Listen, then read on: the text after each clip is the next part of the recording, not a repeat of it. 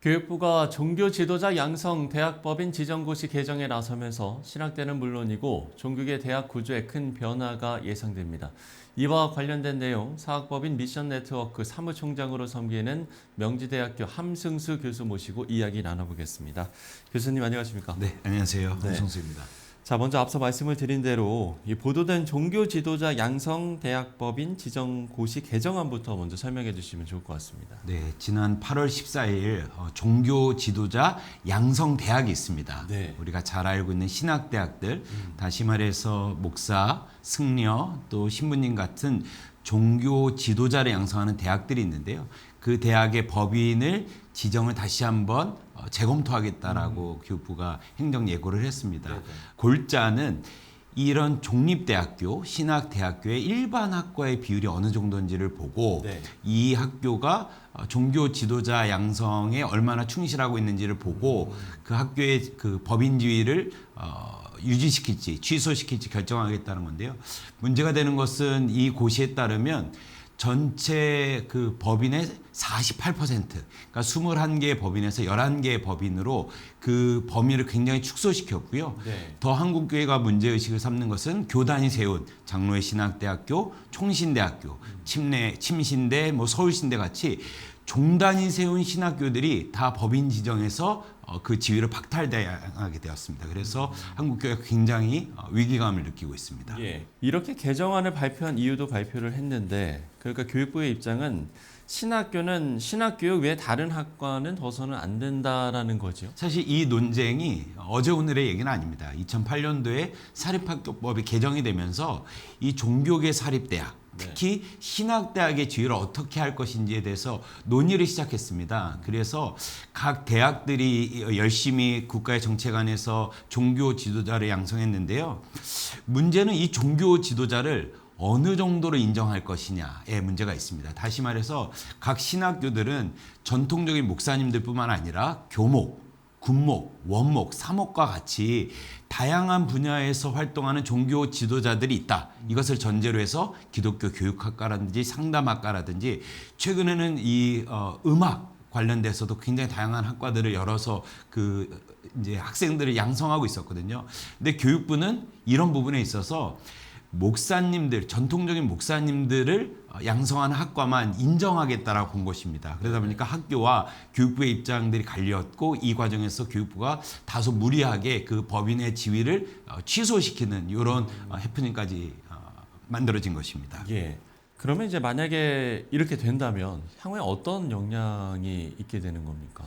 우리나라 신학교육의 근간이 흔들리는 것이죠. 말씀드렸던 것처럼 주요 신학교가 일반 사학으로 전환이 된다면요.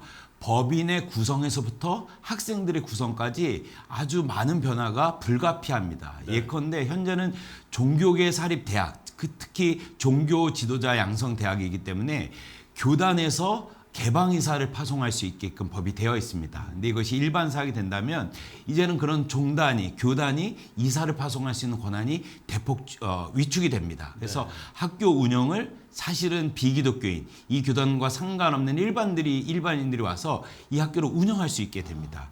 더 문제가 되는 것은 이 종교 지도자 양성대학이 아니기 때문에 학생들에게 세례교인의 증명을 요구했던 기존의 관행들이 이제는 무력화될 수 있다는 겁니다. 일반 학생들이 들어오면요, 건학 이념에 관련된 수업이라든지 채플이 기존처럼 이제 열심히 할 수 없게 될 뿐만 아니라 이런 직원들을 임용하는 데 있어서도 이제는 일반인들, 그러니까 종교적 이유로 학생을 뽑거나 교직원을 뽑는데 학교가 굉장히 어려워지죠. 그러니까 학교의 정체성에 심각한 이 위기가 초래될 수 있습니다. 예, 지금 이제 정체성 또 근간 이런 이제 표현까지 써주실 만큼 정말 큰 변화가 예상이 되기 때문에 신학교 입장에서는 상당히 좀 당혹스러울 것 같기도 하고요. 신학교 측의 입장은 어떤 겁니까? 그 전체적으로 봤을 때 두 가지 문제점을 제기합니다. 첫 번째는 이 평가가 굉장히 이렇게 왜곡되었다라는 거 하나와 절차가 충분히 보장되지 않았다는 것인데요. 이 두 가지를 좀 구분해서 설명을 드리자면, 예를 들면 이 대학이 일반 학과를 운영하고 있느냐라고 교육부가 봤을 때 그 근거로 삼았던 게 교역학과입니다. 그러니까 우리가 교육자라고 하지 않습니까? 목사님들, 전도사님들을 예. 교육자라고 하는데, 그래서 교육학과는 우리가 잘 알고 있는 MDB 과정, 신학대학원인데 캐디라고 하는 한국교육개발원은 이것을 무역학과로 편성을 한 겁니다. 교역학과를 무역학과로 하다 보니까 예. 이 학교는 무역학과를 운영하고 있다라고 평가를 한 겁니다. 굉장히 웃지 못할 일이죠. 그러게요. 또 어떤 대학은요, 이 교목을 양성하기 위한 기독교 교육학과가 있지 않습니까? 근데 기독교 교육학과는 일반 학과로 했는데 기독교 교육 전공은 또 종교학과로 편성을 했습니다. 그래서 어느 대학은 기독교 교육학과이기 때문에 법인지위가 박탈됐고요. 어느 학교는 기독교 교육 전공이기 때문에 법인지위가 유지되었습니다. 그리고 최근에는 이제 각 신학대학교들이 북한 선교를 위해서 통일 관련된 학과를 만들거든요. 이거는 정치외교학과로 분류를 하는 겁니다. 그러다 보니까 이 종교계 사립대학, 특히 이 신학대학의 특수성을 고려하지 않고 좀 다소 무리한 평가 지표로 학교들을 평가하다 보니까 학교 입장에서 굉장히 어려웠습니다.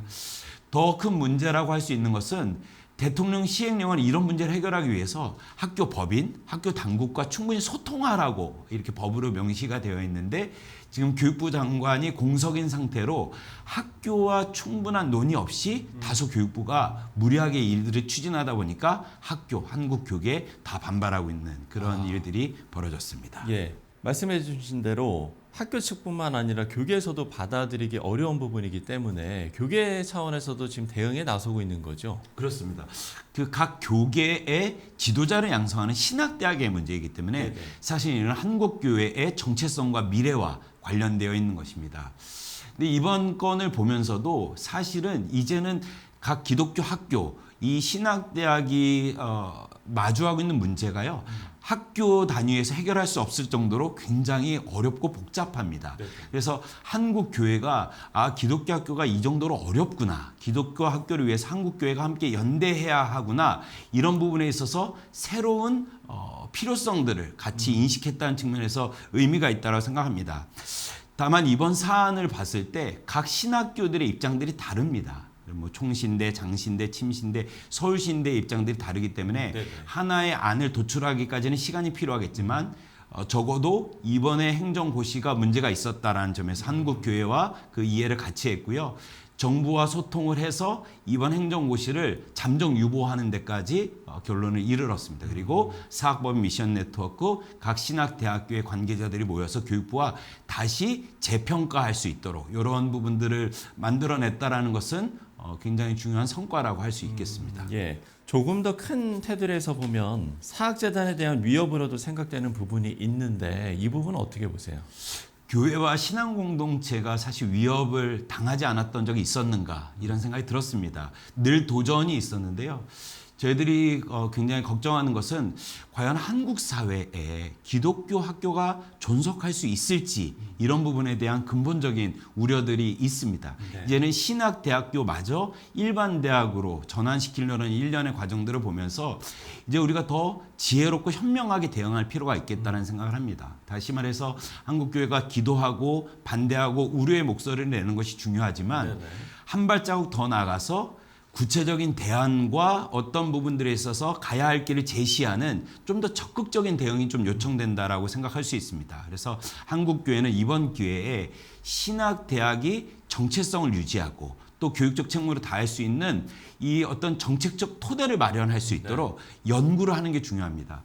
이번에도 저희가 정부랑 소통을 했을 때 사학법인 미션 네트워크라든지 전문 단체들이 축적된 연구를 바탕으로 얘기하니까 상당히 소통하는 데 좋았거든요. 그래서 한국 교회가 반대하고 기도하는 것을 넘어서서 구체적인 정책 만들고 대안을 제시할 필요가 있겠다는 생각이 들었고요. 학교의 차원에서는 점점 더 시대가 학교를 향해서 굉장히 높은 잣대를 요구하고 있거든요.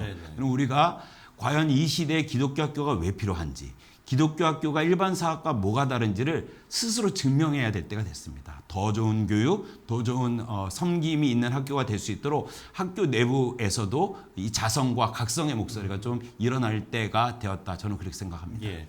말씀처럼 정말 위기가 오히려 기회가 될 수 있도록 시청자 여러분들께서 많은 관심과 기도를 해주시면 좋을 것 같습니다.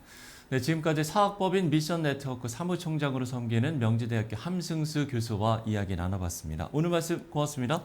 감사합니다.